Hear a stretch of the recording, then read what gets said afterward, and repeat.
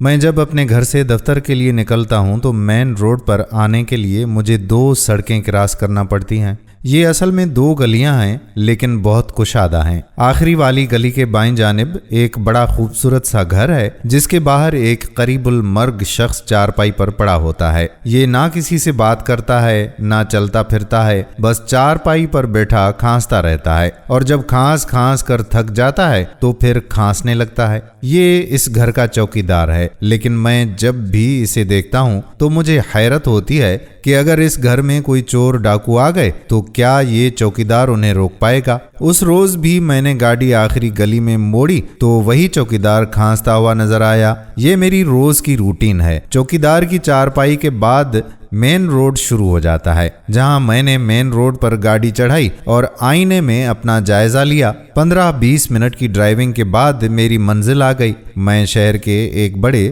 اور متوسط علاقے میں معروف موٹیویشنل اسپیکر کا خطاب سننے آیا تھا۔ احباب زور دے کر مجھے یہاں لائے تھے۔ سچی بات یہ ہے کہ خود میری بھی خواہش تھی کہ میں بھی یہ لیکچر سنوں۔ تھوڑی ہی دیر کے بعد موٹیویشنل اسپیکر صاحب بلیک کلر کی ایک چمکتی ہوئی گاڑی میں تشریف لائے۔ اس گاڑی کے پچھلے بمپر پر الگ سے ایک تختی لگی ہوئی تھی جس پر MS لکھا تھا۔ شاید یہ موٹیویشنل اسپیکر کا مخفف تھا اور اپنی گفتگو سے حاضرین پر ایک سحر طاری کر دیا۔ انہوں نے کہا کہ ہم لوگ اپنی اپنی زندگیوں میں اس قدر مگن ہو گئے ہیں کہ ہمیں پتہ ہی نہیں چلتا کہ ہم اپنے سامنے چلتے پھرتے لوگوں کو کس قدر نظر انداز کر رہے ہیں۔ اگر سکون اور خوشی چاہیے تو ہمیں چھوٹی چھوٹی غلطیوں کو بھلانا ہوگا، سب کو معاف کرنا ہوگا۔ موٹیویشنل اسپیکر کی یہ بات سن کر پورے حال میں خاموشی چھا گئی۔ انہوں نے پوچھا کہ کیا آپ لوگوں میں سے کوئی ایسا ہے جس نے کبھی اپنے باپ کو جھپی ڈالی ہو؟ کچھ دیر خاموشی رہی، پھر موٹیویشنل اسپیکر نے آہستہ سے کہا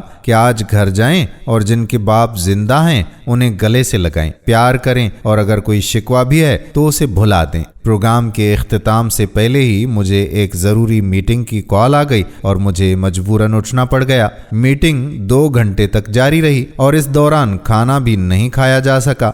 واپسی پر مجھے شدید بھوک لگی تھی، لہٰذا ایک جگہ رک کر کھانا کھایا۔ بھوک کی وجہ سے کافی زیادہ آرڈر دے دیا تھا، لیکن اب کافی سارا کھانا بچ چکا تھا۔ میں نے وہ سارا کھانا پیک کروایا اور واپس گھر کی طرف روانہ ہو گیا۔ آخری گلی میں مڑتے ہی چوکیدار پھر میری نظروں کے سامنے تھا۔ میرے ذہن میں اچانک موٹیویشنل اسپیکر کے الفاظ گونجنے لگے، کیا کوئی ایسا ہے جس نے کبھی اپنے باپ کو جھپی ڈالی ہو؟ خیال آیا کہ یہ چوکیدار بھی تو کسی کا باپ ہوگا، پتہ نہیں اس کو کبھی اپنے بیٹے کی جھپی نصیب ہوئی ہے یا نہیں۔ میں نے کسی خیال کے تحت گاڑی چوکیدار کے پاس روکی اور پیک کروائے گئے کھانے کا شاپر اٹھایا اور اس کے پاس آ گیا۔ سلام دعا کے بعد میں نے شاپر اس کی طرف بڑھاتے ہوئے نہایت احترام سے کہا کہ یہ بالکل تازہ کھانا ہے، آپ کھا لیجئے۔ اس کی آنکھوں میں ایک چمک سی ابھری اور پھر اس نے انتہائی تیزی سے شاپر جھپٹ لیا۔ اس کا انداز بتا رہا تھا کہ شدید بھوک لگی ہے۔ پھر اس کے بعد میرا معمول بن گیا، میں کبھی کبھار کوئی نہ کوئی بچا کھچا برگر یا شاورما وغیرہ چوکیدار کے لیے لے جاتا۔ چونکہ اسے بولنے میں دقت ہوتی تھی لہٰذا ہماری اکثر دعا سلام اشاروں میں ہی ہو جاتی۔ ایک دن میں نے دیکھا کہ اس کے سرہانے کوئی کتاب پڑھی ہوئی ہے اور وہ ایک ایک لفظ غور سے پڑھ رہا ہے۔ مجھے بہت اچھا لگا کہ ان پڑھ ہوتے ہوئے بھی اسے کتاب پڑھنے کا شوق ہے۔ میں نے گاڑی روکی، سلام لیا اور قریب جا کر دیکھا تو ہوش اڑ گئے۔ وہ دیوان غالب پڑھ رہا تھا۔ یہ میرے لیے شدید حیرت کی بات تھی۔ البتہ یہ نہیں پتا تھا کہ کیا وہ واقعی کتاب پڑھ رہا تھا یا کسی اور کی کتاب اس کے سرانے رکھی تھی۔ میں نے تجسس کے ہاتھوں مجبور ہو کر اشاروں سے پوچھ ہی لیا کہ یہ کتاب یہاں کیسے آئی۔ اس نے مریل سی آواز میں ٹوٹے پھوٹے جملوں میں بتایا کہ یہ کتاب اسے بہت پسند ہے اور وہ جتنی بار پڑھتا ہے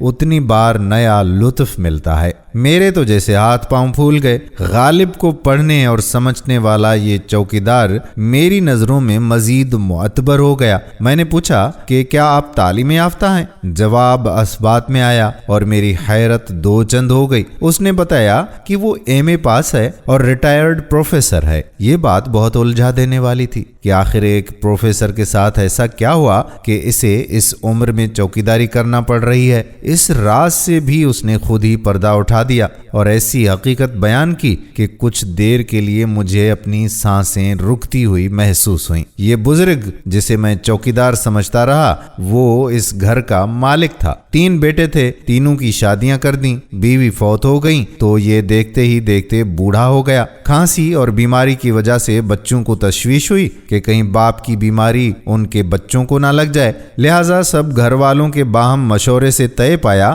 کہ ابا جی کی چارپائی گھر سے باہر لگوا دی جائے تاکہ وہ آرام اور سکون سے جی بھر کے کھانستے رہیں۔ یوں اب گھر والے بھی چین کی نیند سوتے تھے اور ابا جی کو بھی اپنے بیٹوں اور اولاد کی جلی کٹی باتیں نہیں سننا پڑتی تھیں۔ انہوں نے بتایا کہ وہ اپنی اولاد سے بالکل بھی ناراض نہیں، کیونکہ انہوں نے کہیں سنا تھا کہ اگر سکون اور خوشی چاہیے تو ہمیں چھوٹی چھوٹی باتوں کو بھلانا ہوگا، سب کو معاف کرنا ہوگا۔ یہ جملہ سن کر میں چونک اٹھا۔ یقیناً انہوں نے بھی موٹیویشنل اسپیکر کا کوئی لیکچر پڑھا یا سنا تھا، کیونکہ یہ بات میں نے بھی وہیں سنی تھی۔ انہوں نے بتایا کہ ماشاءاللہ ان کے تینوں بیٹے بزنس مین ہیں اور بہت اچھا کماتے ہیں، تینوں کے پاس اچھی گاڑیاں ہیں۔ میں نے اس روز بہانے سے انہیں بہت کریدا کہ شاید ان کے دل میں اپنے بیٹوں کے لیے کوئی تھوڑی سی بھی نفرت ہو، لیکن وہ ہر حال میں اولاد سے راضی نظر آئے۔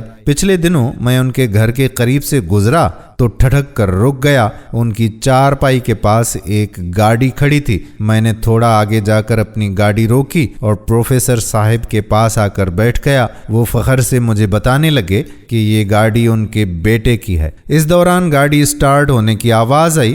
غالباً ہم دونوں کی گفتگو کے دوران ہی ان کا بیٹا گیٹ سے باہر نکلا اور گاڑی میں بیٹھ کر روانہ ہو گیا۔ پروفیسر صاحب نے بیٹے کی جاتی ہوئی گاڑی کی طرف دیکھا اور بے اختیار ہاتھ اٹھا کر بولے، خیر نال جا تے خیر نال آ۔ میں نے چونک کر گردن موڑی۔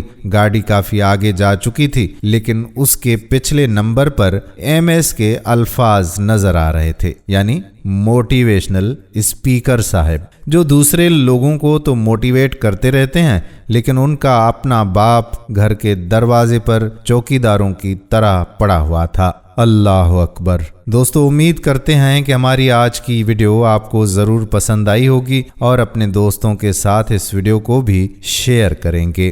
آنے والی ویڈیو تک اپنے میزبان قادر بخش کلہوڑوں کو اجازت دیجیے۔ اللہ حافظ۔